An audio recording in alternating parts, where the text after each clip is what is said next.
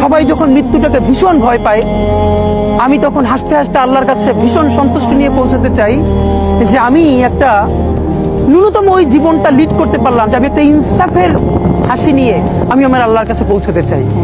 সুতরাং আগামী 50 বছর বাঁচলাম, কোনো ইম্প্যাক্ট তৈরি হলো না আমারে দিয়ে, দেশের জন্য, রাষ্ট্রের জন্য, উম্মার জন্য, জাতির জন্য। কিন্তু আমি ধরেন 5 বছর বাঁচলাম, সেটার মধ্য দিয়ে যদি আগামী 50 বছরের ইম্প্যাক্ট তৈরি হয়, তাহলে অনেকদিন বেঁচে থাকায় কি সাফল্যের বলেন?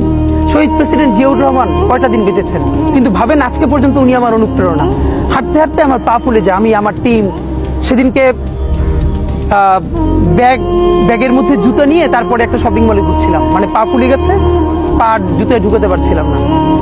তো জিয়াউর রহমানের একটা ওনার গল্প মনে পড়ছিল, যিনি মাইলকে মাইল যখন হাঁটতেন ওনার সাথে স্টাফদের পা ফুলে যেত, কিন্তু ওনার তো আর্মি ট্রেনিং আছে। তখন তাকে বলতো, স্যার আপনার তো আর্মি ট্রেনিং, আমরা তো আর পারি না। এই জন্য ওনাকে মানুষ রাখাল রাজা বলতো।